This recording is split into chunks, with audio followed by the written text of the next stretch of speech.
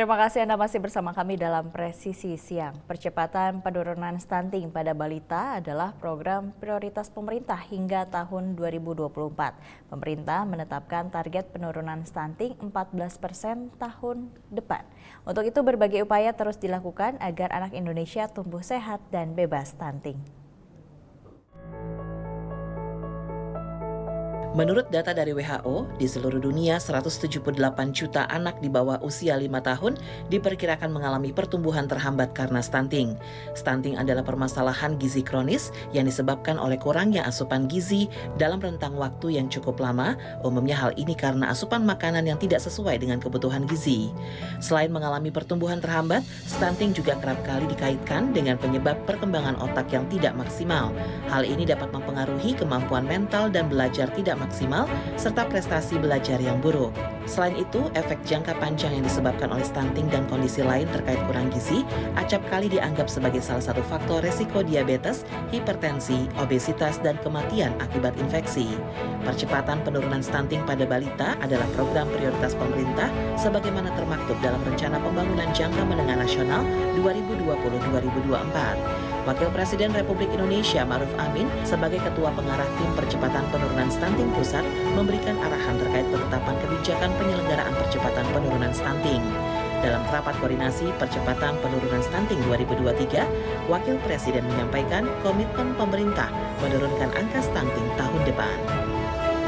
Kementerian Kesehatan mencatat angka stunting balita Indonesia sebesar 21,6% di tahun 2022. Turun dari 30,8% tahun 2018.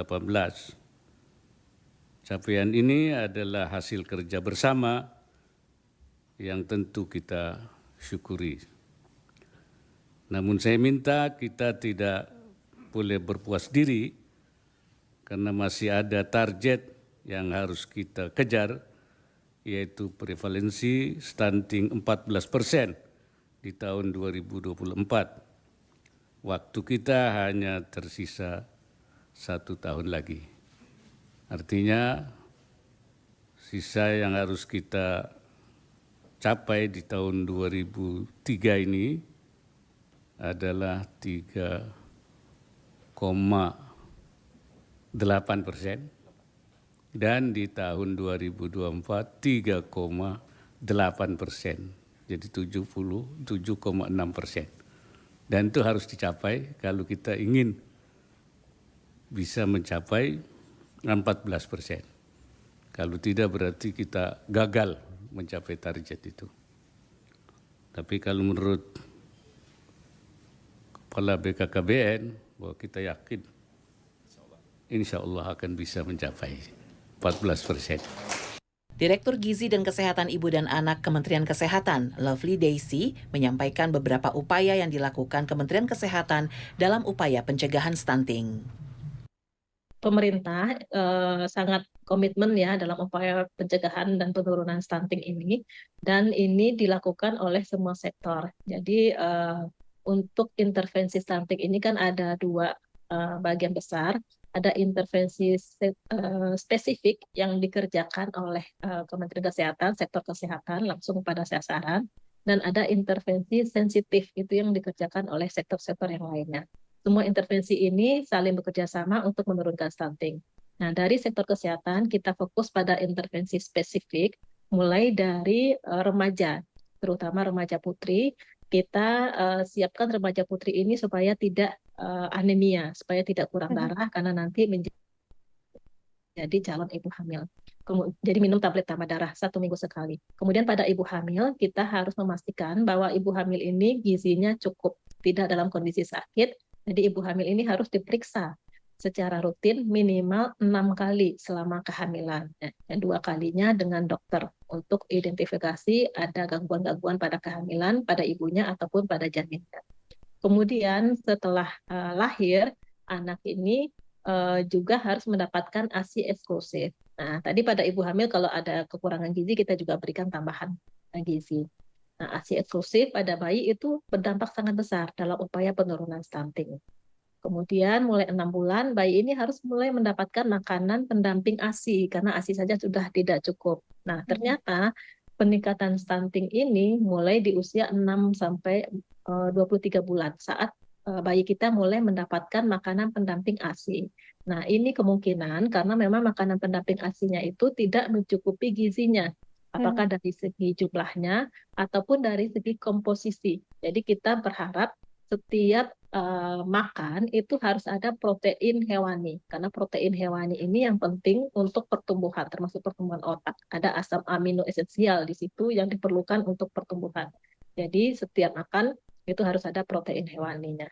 Kalau anak-anak sudah terlanjur mengalami masalah gizi, misalnya berat badannya tidak naik pada waktu 2 kali ditimbang di posyandu, atau berat badannya kurang dari kita bandingkan dengan seusianya, kita masukkan ke dalam grafik yang tadi, atau mengalami kurang gizi, kini kita berikan makanan tambahan untuk memenuhi, mencukupi kebutuhan gizinya. Dan cegah sakit dengan imunisasi itu penting, karena anak sakit juga akan menghambat pertumbuhan dari anak-anak tersebut.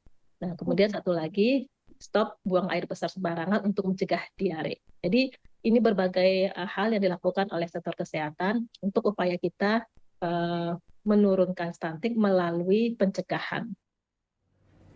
Kementerian Pemberdayaan Perempuan dan Perlindungan Anak mengadakan acara peringatan Hari Anak Sedunia 2023 dengan memberikan waktu luang kepada anak untuk bermain. Dalam acara tersebut dilaksanakan juga penandatanganan surat edaran bersama beberapa kementerian dan lembaga sebagai bentuk negara hadir dalam melindungi anak Indonesia demi terwujudnya pemilu ramah anak. Berlangsung di Taman Impian Jaya Ancol, Kementerian Pemberdayaan Perempuan dan Perlindungan Anak menggelar acara peringatan Hari Anak Sedunia 2023 yang jatuh setiap tanggal 20 November. Tahun ini, peringatan Hari Anak Sedunia yang mengangkat tema anak dan masa depan dunia dilakukan dengan mengajak perwakilan anak untuk bermain bersama di waktu luang mereka. Acara dipandu oleh seorang anak penyandang tunanetra dengan bakat yang istimewa.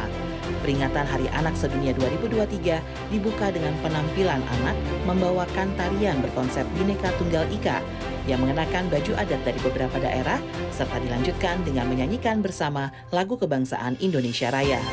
Dalam sambutannya, Menteri Pemberdayaan Perempuan dan Perlindungan Anak, Bintang Puspayoga mengatakan bahwa peringatan Hari Anak Sedunia 2023 bersamaan dengan momentum kemeriahan politik menjelang Pesta Demokrasi 2024. Oleh karena itu, dalam acara tersebut dilakukan juga penandatanganan surat edaran bersama antara beberapa kementerian dan lembaga sebagai bentuk negara hadir melindungi anak dalam menciptakan demokrasi pemilu yang ramah anak.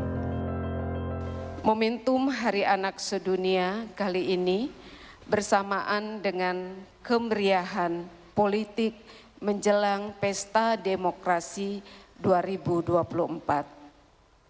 Hari ini, dalam rangka Hari Anak Sedunia,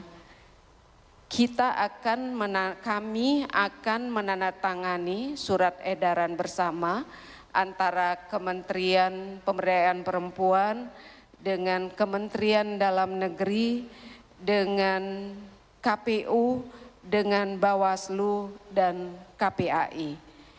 Ini adalah bentuk negara hadir untuk melindungi kalian anak-anak Indonesia dengan menciptakan demokrasi pemilu yang ramah anak. Adapun tujuan surat edaran bersama ini untuk melindungi dan memenuhi hak anak dengan tidak mengeksploitasi anak serta memberikan pendidikan politik dan keterbukaan akses informasi bagi pemilih pemula di bawah 18 tahun dalam rangka penyelenggaraan pemilu dan pemilihan serentak tahun 2024 yang ramah anak. Perayaan Hari Anak Sedunia tahun 2023 dihadiri oleh perwakilan anak Indonesia, Ketua Bawaslu RI Rahmat Baja, perwakilan KPU, Ketua KPAI Ai Mariati, perwakilan dari UNICEF, serta pemerhati anak. Masih dalam peringatan Hari Anak Sedunia 2023 yang jatuh pada hari ini, seorang personel Satlantas di Polres Blora, Polda Jawa Tengah menginisiasi pendidikan sekolah luar biasa bagi anak-anak secara gratis. Untuk mengetahui selengkapnya, kita sudah bergabung bersama Bapak Bribka Puguh Agung Dwi Pambuditomo. Selamat siang, Pak. Selamat siang. Salam presisi, Pak. Salam presisi. Pak, kegiatan apa saja yang dilakukan untuk anak-anak di Blora, Jawa Tengah, Pak? Kegiatan anak-anak di Blora, Jawa Tengah yang kami lakukan di SLB Negeri Radu Bratung itu kebanyakan kegiatan ekstra seperti menggambar, melukis, mewarnai, membatik, olahraga, panjat tebing, dan menyanyi untuk yang tunanetra. Kemudian selain itu, Pak, ada kegiatan lainnya?